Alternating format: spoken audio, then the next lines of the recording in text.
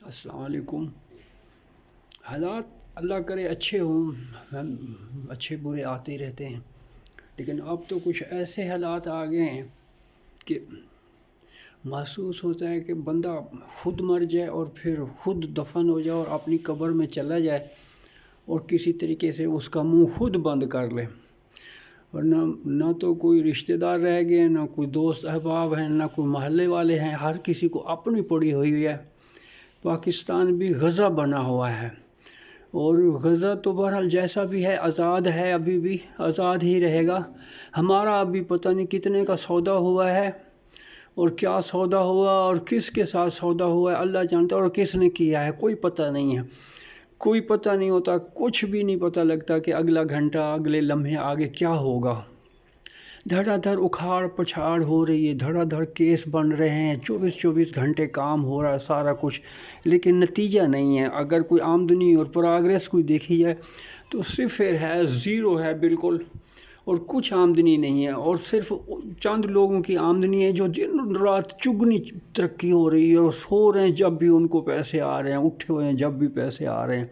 کوئی مر جاتا ہے تو اور پیسے آ جاتے ہیں، اور اگر کسی کی شادی ہو رہی ہے، کوئی پیدا ہو رہا ہے تو پھر اور پیسے آ جاتے ہیں۔ کچھ حالات ایسے ہوئے ہیں کہ 80% برباد ہو گئے، تباہ ہو گئے، اور مزید ہوئے جا رہے ہیں۔ اور اب تو قبرستان تو رہے ہی نہیں، ایک قبر کے اوپر 10 قبریں بن گئی ہیں۔ میانی صاحب مجھے یاد ہے ہم جاتے تھے، اتنا نیچے تھا زمین سے، عام زمین پہ قبریں بنی ہوتی تھی اور باقی خالی زمین پڑی ہوتی تھی ارد گرد۔ اب وہ 12 فٹ سے بھی اوپر اونچا ہو گیا، قبر پر قبر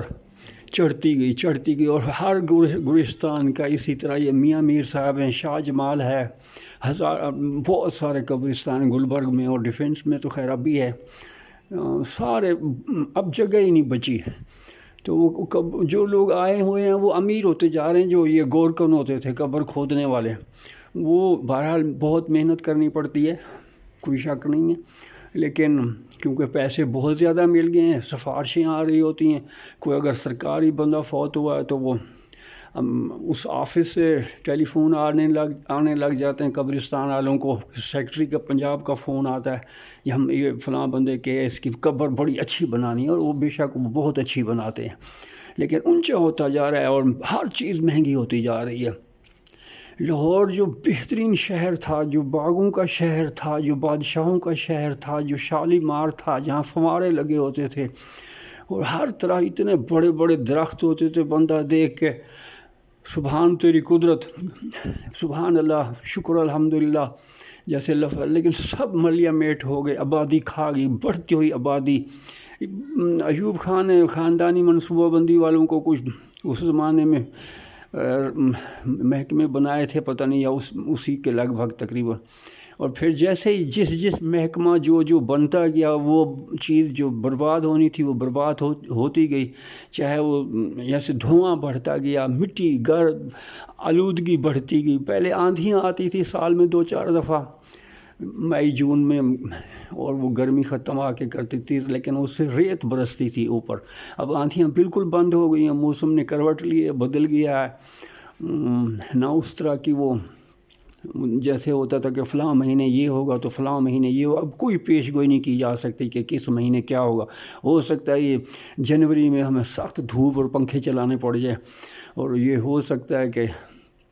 موسم کا کوئی پتہ نہیں، کسی چیز کا کوئی پتہ نہیں۔ سڑکیں دھڑا دھڑ بن رہی ہیں، بہت بڑی بڑی سڑکیں بن گئی ہیں، لیکن رش اتنا بڑھ گیا ہے کہ وہ چھوٹی پڑ رہی ہیں، کم پڑ رہی ہیں، وہاں پیدل گزرنے کی جگہ نہیں رہی، اتنا زیادہ رش ہو گیا ہوا ہے، اور آگے کیا ہونا ہے کوئی پیش گوئی نہیں کی جا سکتی۔ ایک ہی ہے کہ دفنانے والے ختم ہو گئے، جنازہ پڑھنے والے ختم ہو گئے، راہگیر مار دیے ایک دوسرے کو، کہ راہگیر کی گولی سے راہگیر ہلاک ہو گیا۔ اب ایسا آ رہا ہے، پہلے ہوتا تھا پولیس مقابلہ، اب پولیس مقابلے تو خیر نہیں ہوتے، یا ڈاکو آپس میں لڑ پڑتے ہیں اور پولیس صرف لاشیں اکٹھی کرتی ہے۔ یہ اب کئی سالوں سے یہ والا سلسلہ شروع ہو گیا ہوا ہے، اور اسی طرح چوریاں بالکل نہیں ہو رہی، چور گھر والے خود جا کے چوروں کو دے آتے ہیں یا ان کے گھر رکھاتے ہیں۔ کراچی میں تو ایسا ہوتا رہا، بعد میں کچے کے علاقے میں روانہ ہو گیا، فلاں ہو گیا، یہ جنگ لگ گئی، اتنے دنوں سے کچا ہو رہا ہے، کچا پکا ہو رہا ہے، صفایا کر دیا ڈاکوں کا، یہ ہو گیا وہ ہو گیا۔ ابھی آج کی دن مجھے ہے کہ وہ کچے نے ڈاکوں نے کچھ اغوا کر لیے، تو اس کا مطلب ابھی کچے میں ڈاکو موجود ہیں۔ اللہ جانے کیا ہو رہا ہے تو کیا ہوگا، اور کیا اچھی امید رکھیں، کوئی امید ہو تو کوئی رکھیں، کوئی چیز نظر آ رہی ہو تو ہم سوچیں جی پازیٹیو سوچو، پازیٹیو سوچو۔ وہ لندن والے امریکہ والے سوچیں، ہمارے تو چاروں طرف سے اندھیرا ہے، ہمیں سمجھ نہیں آ رہی کہ پہلے کتنی گہری کھائی میں کھڑے ہیں اور اس سے آگے کتنی بڑی گہری کھائی ہے، اور وہ درندے کتنے دور ہیں ہم سے، ہم ان کے منہ میں ہیں کیا کسی مگرمچھ کے منہ سے میں بول رہا ہوں، کوئی پتہ نہیں چلتا۔ یا یہ شارک کا ہو سکتا ہے میرے یہ آخری فکرے ہوں۔ اسی طرح نہ سچ کا پتہ چل رہا ہے، نہ جھوٹ کا پتہ چل رہا ہے، ہر چیز میں افراتفری ہے، نہ پتہ چل رہا ہے حلال ہے، نہ پتہ چل رہا ہے حرام ہے۔ اتنی زیادہ خبریں آتی ہیں کہ آج اتنے من دودھ جو ہے وہ ضائع کر دیا گیا کہ وہ زہریلا دودھ تھا، عوام پی رہے تھے۔ اسی طرح اتنی خبریں آتی ہیں، گوشت، مرغیاں حرام اور بیمار اور زہریلی، جو وہ فوڈ اتھارٹی پکڑتی ہے، اور وہ لیکن پتہ نہیں کتنا ہم کھا گئے ہوئے ہیں، اور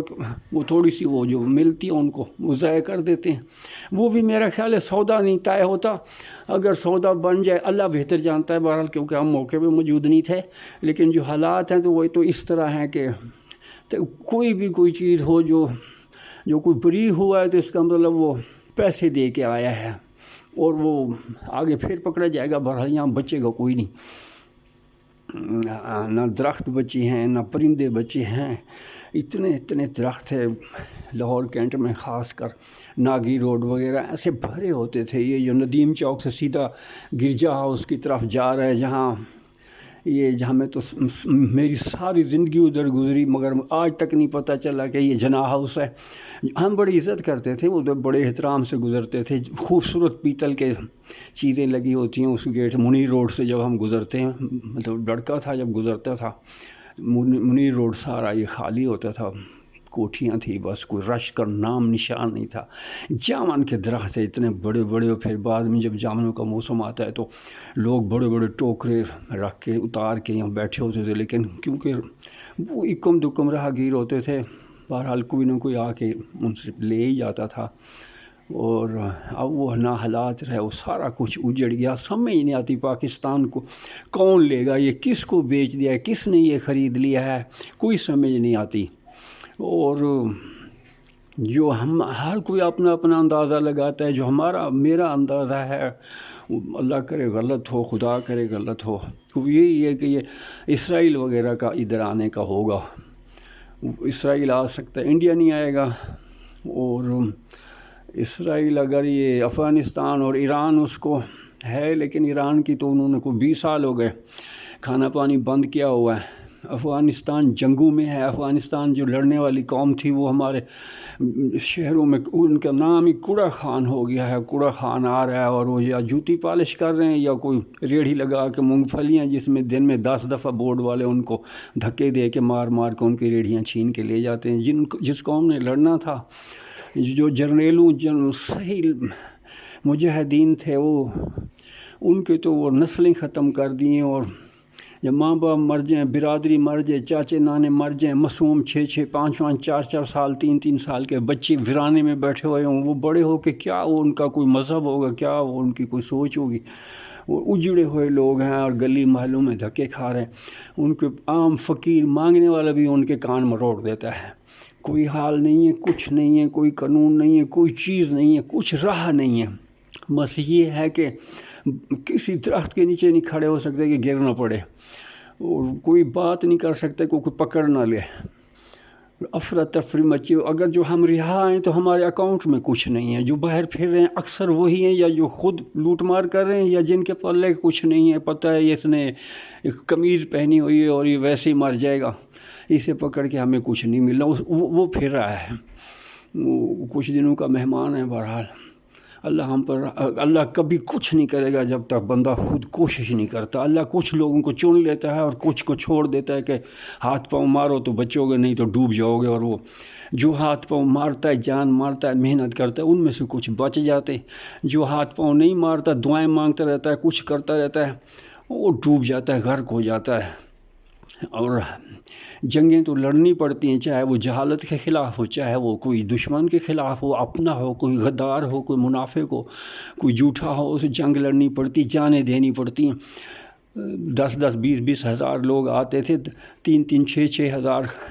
شہید ہو جاتے تھے، قتل ہو جاتے تھے، دونوں طرف سے ہو جاتے تھے، اور پھر چند ایک بچتے ہیں اور پھر آگے حالات بہتر ہوتے ہیں۔ بہرحال ہمیں ایک عادت پڑی ہے کہ ہم جب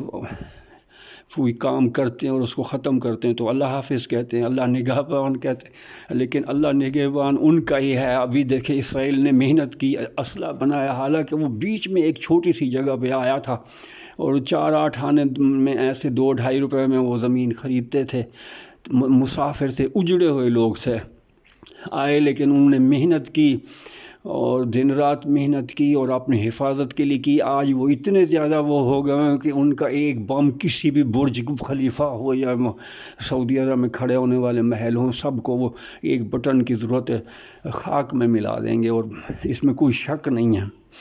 جو محنت کرتا ہے جس فیلڈ میں وہ اس میں کامیاب ہوتا ہے، اور ہم نے نہیں کی ہے محنت، ہم بس بیٹھے ہوئے ہیں مسلحوں پہ۔ بہت اچھی بات ہے مسلح پہ بھی، لیکن ساتھ جنگیں بھی تو ہوتی ہیں، جنگی تیاری بھی تو ہوتی ہے، معاشی جنگ ہے، صحت کی جنگ ہے، جہالت کی جنگ ہے، غربت کی جنگ ہے، بھوک افلاس، سب چیز سے ہر ایک کے لیے لڑائی ہوتی ہے، اور اس کی تیاری ہوتی ہے، اور تیاری سے پھر جوش ولولے وغیرہ سارا کچھ کام آتا ہے۔ ایک خالی کسی جگہ بیٹھ کے کچھ نہیں ہوتا۔ اس طرح کی تاریخ بھری پڑی ہزاروں واقعات ہیں۔ اللہ ہم پر رحمت کرے۔ میں پھر بولوں گا، مجھے عادت ہے۔ اللہ حافظ۔